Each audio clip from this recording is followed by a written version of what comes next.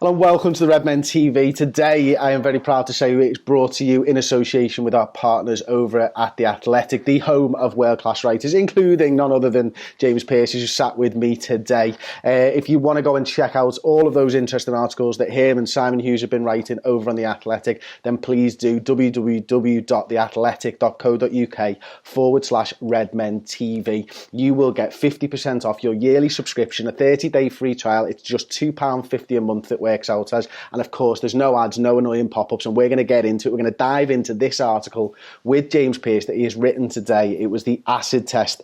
Does James Milner deserve a new deal at Liverpool? James, thank you so much for joining me to discuss this one. No worries. I'm really looking forward to diving into this with you.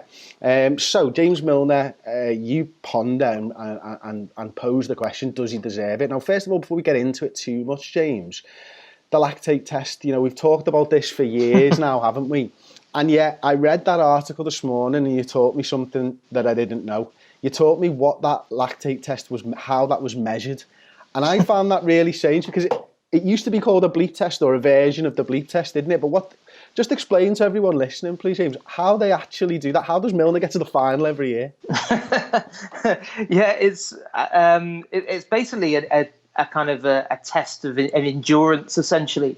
That is tradition that they do it on the first day of pre-season training at Melwood, and it's essentially laps around the training ground where the levels go up, and with the levels going up, the distance that you run and the speed that you're expected to run goes up with it. And at regular intervals, they have a team of the rehab sports science guys who essentially check the players' levels of lactic acid, and they do that by just taking a very tiny sample of blood from an earlobe. It measures the levels of lactic, and it has to be below a certain level for you to go on to the next level of the lactate test. And I always thought it was just like it was called that. I didn't really get onto the fact that there was an actual measurement that they were doing. Obviously, it makes sense that as you run, as you exert yourself, lactic acid builds up in your body. It's why a sprinter is so much different to a long distance runner. It's how your body deals with that build up of lactic acid, isn't it? But what I found really interesting, I always just assumed that it was like Milner can keep going, so he just keeps going. But it's actually measured, and you are deemed the build up levels are too high, you're out. So for a 33-year-old, 34-year-old James Milner to win this consistently year on year, it's an incredible feat, really, isn't it? Yeah, I think I kind of use that just as an example of, we're talking about a guy who's an absolute model professional in the way that he lives his life, and the fact that what was it, him and Joe Gomez left standing.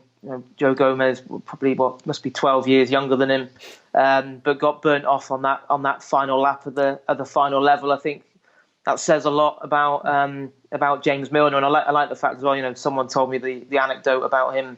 Then I think he was half joking when he wasn't happy that his recovery drink wasn't in exactly the place where he expected it, and said, is it half measures now we're European champions? Is it, as if to say, just because we've, of what we achieved last season, we're starting a new year. This standards have got to be just as high as they were previously, and I think that says a lot about the fella. It does, doesn't it? I mean, he's not going to let, he's such an integral part of this squad, both on the field over the last 4 years, but also off the field. You can see that, can't you? I mean, you watch the videos of him and the likes of Andy Robertson and the banter that they have, but he's a guy who's won the Premier League. He's won the European Cup now with his teammates. He's a guy that other people in that squad will look up to. Oh, yeah, there's no doubt about that. I remember doing a sit down with Trent Alexander-Arnold before the Champions League final in Madrid, and we went through the entire squad essentially. It was Trent's guide to Liverpool's Champions League finalists, and he actually said Milner can be quite intimidating. He said, as a young player initially, because he said he is kind of on your case about stuff if you're not absolutely bang on it.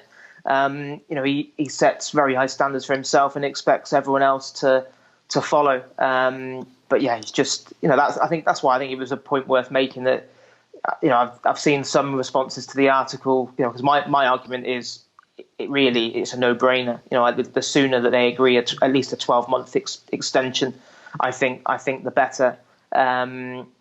some people will say, well, hang on a minute, he's only started one of our first 4 Premier League games, and we'll say, have we not reached that point where he's only going to be on the periphery? Well, I look back, and 2 years ago, I think he only started 2 or 3 games up to the middle of October, and still ended up playing 40-odd matches because his versatility as well. If heaven forbid anything happened to Andy Robertson, or if Robertson needed a breather, which he may well need at some point, it wouldn't surprise me if we saw Milner playing left back. He had a little stints at right back last season.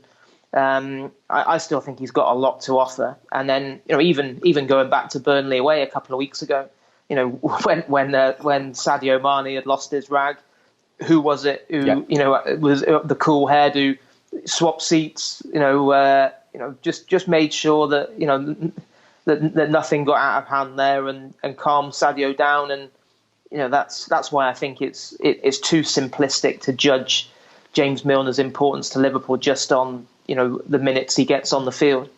No, I agree, and you mentioned him on the bench there, but he also diffused the situation on Instagram, didn't he? He made light of the situation on Instagram. So he's not only, he recognises that he's got a job to do on the field and with his teammates, but also that he can have an influence over the fans, which will make the situation easier for everybody. And that really, to me, says it's a guy who understands football and football as it is now. That it is so focused on social media and stuff, so brilliant. One of the things that you did talk about again in the article, and you mentioned this man's name, Gary McAllister, James, and it's been a question for maybe the last 18 months now, sort of on the edge of people's peripheral. Do you think James Milner is the best free transfer that Liverpool have ever made? I think he is now. Yeah, I think you'd have to say. I think before it was. I remember we had this conversation back when I was still at the Echo towards the back end of last season, and people had various different ideas and on who was the best free transfer Liverpool had. But and obviously Gary McAllister has got a special place in all Liverpool fans' hearts, what he contributed to the treble-winning season. But I just think Milner now, in terms of longevity as well, what is this, his 5th season at the club?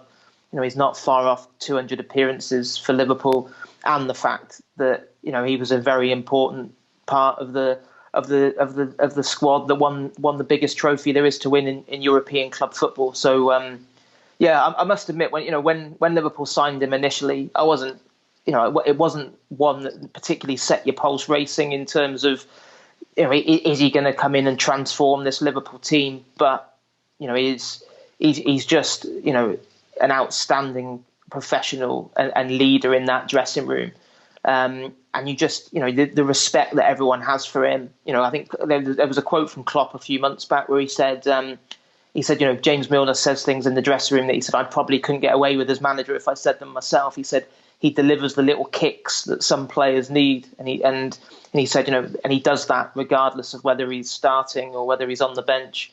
He's been a huge asset to Liverpool, and I know it's a difficult situation in terms of he is 34 in January, and no matter how well you look after yourself, you can't keep Father Time at bay forever. But I still really hope that he's got another year at least left at Liverpool. I suppose the interesting one bubbling away in the background is what would happen if, I don't know, maybe people are looking at it and say if Leeds got promoted to the Premier League, would that be the kind of fairy tale finale for him, where he obviously was more likely to play week in, week out for them than he is for Liverpool. But I certainly hope that he's kept around for another year at least, because this is still a relatively young squad, and I think he's still a massive asset for Klopp to have. Where are we with his contract, James?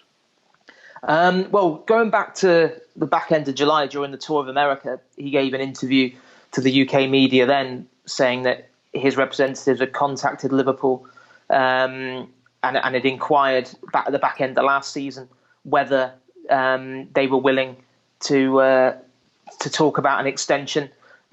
He said at that time that Liverpool said, they weren't in a position at that point that they wanted to do anything about it. Now, what is it? 2 months on, I understand that there have been now initial discussions over a potential extension between Milner's representatives and the club. and that more dialogue is set to follow on that. So I think that's the because you look at the Liverpool have been very, very shrewd and very decisive with the contracts they've sorted out in the last 17, 18 months. Pretty much every player you would want to see sign an extension has done so, and is most of the squad now are under contract till 2023 or 2024. In the example of Van Dijk and Alisson for starters.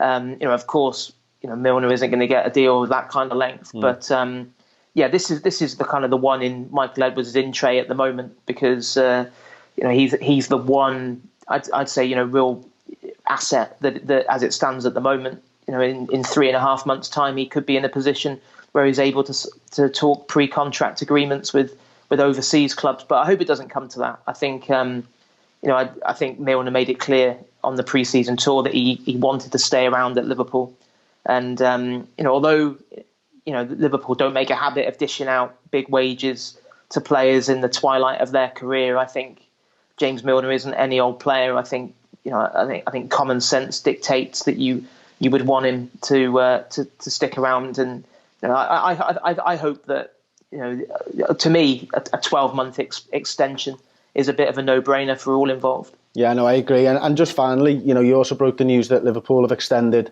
a contract for Joel Matip in the article. How did this one come about?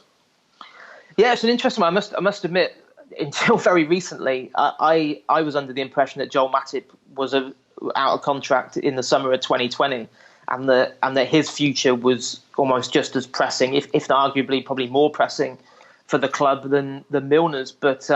But no, made some calls on that yesterday, and anyway, the contracts, by their nature, they're not the most straightforward of things to understand, because you get so many different clauses and options and all the rest of it, and obviously there's not complete transparency. It's quite rare when a deal gets done that a club or a player or make it abundantly clear exactly what they've put their name to, but.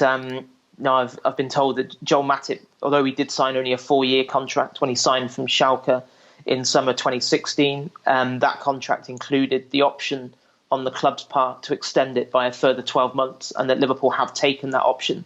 So as a result, Matip is now committed to Liverpool till the summer of 2021, which obviously means that his contract is no longer, that isn't a priority for the club. You probably put Matip now in the same kind of basket as Gini Wijnaldum. Mm-hmm. I think Wijnaldum's is to the summer of 2021. So I think those two. I think from what we've seen from them so far this season, you would want them under contract beyond that. But I think that's probably for a bit further down the line now. Milner is the one that needs to be resolved. When did it get done? Do you know? When did it get extended? Have you found that out? Not sure on that one. No.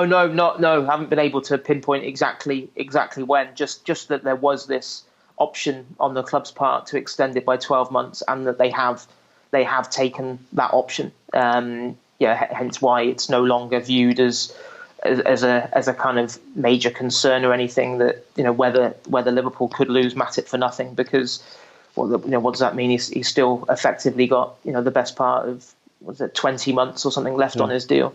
It's mad, isn't it? I mean, it's strange that the club can do that and no one really get onto it. So well done for uncovering that little one, James. And as I say, if you want to go and check out The Athletic, it really is brilliant. It's the new home of football writing. To get 50% off your yearly subscription and your free trial, then do visit www.theathletic.co.uk/Redmen TV to pick that offer up. James, it's been absolutely fantastic having you on again. I'm sure we'll speak again in the very near future.